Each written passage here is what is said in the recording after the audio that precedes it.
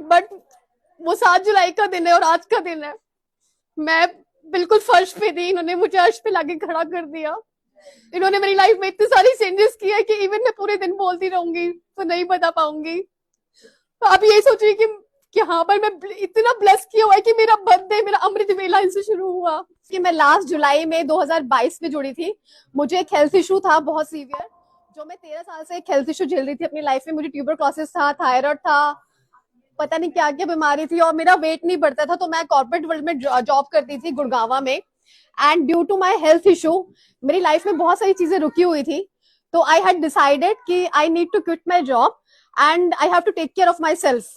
तो मैंने एक बहुत बड़ा डिसीजन लिया, क्योंकि मैं एक कॉर्पोरेट कंपनी में जॉब करती थी, और मेरे लिए जॉब में गैप देना it's not a like easy job, कि आपको बहुत स्ट्रगल होता है जब आप रीजॉइन किसी कंपनी को करते हैं। मेरी एक फ्रेंड है जो कि 7-8 ईयर से गुरुजी महाराज से जुड़ी हुई है। तो मुझे काफी साल से, आई थिंक 2-3 साल से बोल रही थी कि तू यार बड़े मंदिर जा, बड़े मंदिर जा। तो मुझे समझ नहीं आता था। मैं एक्चुअली, सॉरी गुरुजी, मैं नहीं, मैं गुरु नानक जी के अलावा मैं किसी पर फेथ नहीं करती थी, जैसे आशाराम बाबूजी वगैरह। तो मैं इनको आशाराम बाबूजी टाइप का ही समझती थी शुरू में। मैं एक्चुअली मंडे में झूठ नहीं बोल रही हूँ। तो मैं वैसी समझती थी, मुझे ये भी नहीं पता था कि ये चोला छोड़ चुके हैं। तो और वो मुझे बोलते थे कि तुझे घूमने का बड़ा शौक है, एक बार मेरे साथ मेहरौली चल, तेरे को ना मैं स्वर्ग दिखलाती हूँ दिल्ली में। मैं 2 साल तक उसको टाले जा रही हूँ। मैंने कहा सुन देख, मैं गुरुद्वारे जाती हूँ, मेरे ऊपर बड़ी कृपा है और मुझे कहीं जाने की जरूरत नहीं है। बट शायद उस टाइम पे मेरा कॉल नहीं था इनके चरणों से जुड़ने के लिए। तो जब अभी मैंने जॉब छोड़ा लास्ट ईयर, 7 जुलाई को गुरु महाराज का बर्थडे था, 4 जुलाई को उसका सडनली मैसेज आया है। उसने बोला कि राधा मेरे लिए काम करना, कि तो उसे पता लग गया था कि मैं जॉब छोड़ रही हूँ। 11 जुलाई को मेरा लास्ट वर्किंग डे था उस ऑर्गेनाइजेशन में। तो उन्होंने 4 जुलाई को मुझे ये बोला कि तू मेरे लिए काम कर, तू मेरी फ्रेंड है, तू सिर्फ मेरे लिए बड़े मंदिर चली जा, और 7 जुलाई को गुरुजी महाराज का बर्थडे है, तू चले जा। तो मैं 7 जुलाई को गुरुजी महाराज के बर्थडे पे गई थी। वहां पे मैंने एंटर होते गुरु नानक महाराज का स्वरूप देखा। तो मेरे मन में ये भाव गुरुजी ने डाला कि जिस दरबार में गुरु नानक जी अवेलेबल है ना, वो दरबार झूठा हो ही नहीं सकता। तो जब मैंने गुरु नानक जी का स्वरूप स्ट्रेट देखा एंटर करते हुए, तो मैं समझ गई कि ये एक बहुत प्योर, ये मतलब गुरु जी जो है इनमें बहुत ज्यादा लाइक शक्ति है, कि गुरु नानक जी वहां पर विराजमान है। तो मेरा फेथ उस दिन से बढ़ गया। और आफ्टर, हाँ मुझे शुरू से पता था, और वैसे भी मैं गुरु से कुछ मांगती नहीं हूँ। मैं कहती हूँ जो आपको ठीक लगे वो दे दो, जो आपको नहीं देना वो ठीक है, वो आपको पता है, आपको फ्यूचर तक का पता है कि क्या चीज अच्छी है क्या नहीं है। तो मैंने बस, मेरी लाइफ में बहुत डिप्रेशन था, एक जॉब छोड़ने का डिप्रेशन था, हेल्थ इश्यूज था, जिससे मैं 13 ईयर से सर्वाइव कर रही थी, और बहुत सारे क्वेश्चन थे। तो वहां पे ऐसे क्या कहते हैं, मत्था तो नहीं टेकने देते, बट मैंने फील करके वहां मत्था टेका गुरु जी की जुतियों के पास, और मैंने इनको बोला मुझे नहीं पता आप कौन सी शक्ति है, बट क्योंकि मेरे गुरु नानक महाराज यहाँ पे अवेलेबल है, तो मैं आप पे फेथ कर रही हूँ।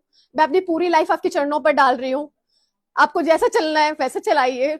और उस टाइम पे मेरी लाइफ में लाइक बहुत डिप्रेशन था, यहाँ पे पूरा ऐसे एंजाइटी, बहुत भारीपन था यहाँ पे, और बहुत फियर था फ्यूचर को लेकर कि जॉब तो छोड़ रही हूँ, आगे क्या होना है लाइफ का, हेल्थ के लिए छोड़ रही हूँ, हेल्थ मिलेगा नहीं मिलेगी। बस मैं इनके चरणों में सब कुछ छोड़ के वहां से निकल गई।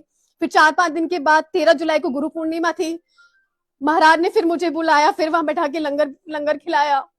मुझे नहीं पता था लाइफ में क्या हो रहा है, बट वो 7 जुलाई का दिन है और आज का दिन है। मैं बिल्कुल फर्श पे थी, इन्होंने मुझे अर्श पे लाके खड़ा कर दिया।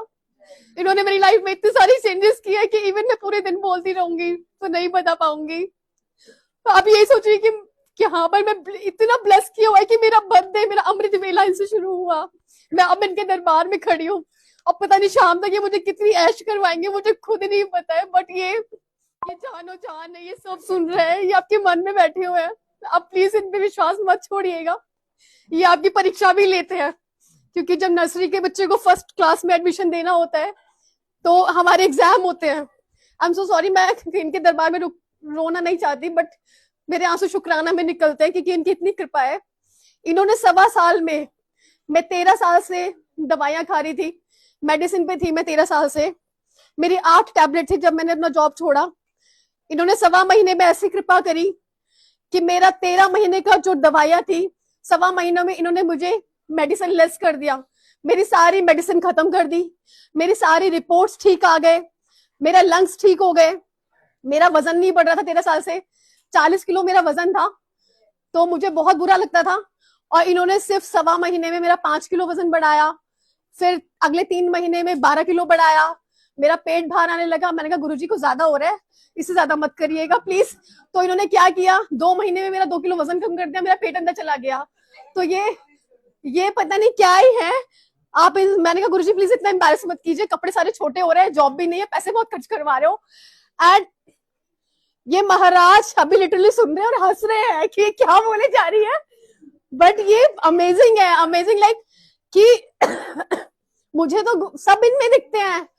मैं पॉकेट 5 का, आंटी ने बोला पॉकेट 5 गुरुद्वारे में मैं बहुत साल से जा रही हूँ, मेरा डेली का नितनेम है। जैसे आंटी आपको बख्शा हुआ है, मुझे भी नितनेम महाराज ने इस पापे को, लड़की को भी बख्शा हुआ है, तो नितनेम करवाते हैं, डेली मत्था टिकवाते थे। इन्होंने अपनी चरणों में ऐसा जोड़ लिया कि मैं गुरुद्वारे नहीं जाती, तो मुझे शुरू शुरू में थोड़ा सा गिल्ट हुआ कि हाय मैं गुरुद्वारे क्यों नहीं जा रही हूँ। मैं जाके वहां गुरु की वाणी सुनती थी, पाठ किया करती थी, बट फिर समझ में आया कि वो भी गुरुद्वारा है, ये भी गुरुद्वारा है। तो जब अभी पूर्णमासी में गई तो वहां पे बोलते हैं बेटा तू आती नहीं है, देख रहा हूँ तुझे। मैं उनको बोल नहीं पाई, मैं गुरु जी बुलाते हैं मुझे हर महीने। तो इनकी बहुत बहुत असीम कृपा है, आप जुड़े रहिए। पहले ही आपको हेल्थ बख्शते हैं, ये सुना करती थी मैं, हेल्थ के बाद आपको वेल्थ बख्शते हैं, और फिर आपके सारे रुके काम बनाते हैं। जॉब है, शादी है, किसी को और प्रॉब्लम है, ये इनसे जुड़े रहिए, इनके चरणों को छोड़ के मत जाइएगा। आपकी परीक्षा बहुत लेते हैं, ऐसा कर देंगे आपको कि बीच में मुझे ऐसा हो गया था कि हाय गुरुजी मुझे सत्संग में नहीं जाना, बट ये मुझे धक्का मारते और वहां पे भेजते हैं कि नहीं नहीं तू चल चल सत्संग, तेरे कर्म वही कटवाने हैं मुझे। तो ये बहुत अच्छे हैं। इनकी लीला पर कभी डाउट मत कीजिएगा कि आपके 10 काम में से 2 काम हो रहे हैं, 8 नहीं हो रहे हैं, कभी डाउट मत कीजिएगा, क्योंकि वो 8 काम जो है ना ये अपने टाइमिंग में करवाएंगे, क्योंकि इनको हमारा फ्यूचर पता है। हमें लगता है कि ये घर हमारे लिए अच्छा है, ये इंसान हमारे लिए अच्छा है, बट आगे जाके ये फ्यूचर तक देखते हैं। तो मैं रुक नहीं पाऊंगी, ये बहुत प्यारे हैं, बहुत ही प्यारे हैं। तो गुरुजी बस पाप ही बख्श, मतलब हमारे पाप बख्शती रहिए, डेली पाप होते हैं और डेली आप बुला के ब्लेस भी कर देते हो यार, आप बहुत अच्छे हो। Thank you so much, thank you. जय गुरु।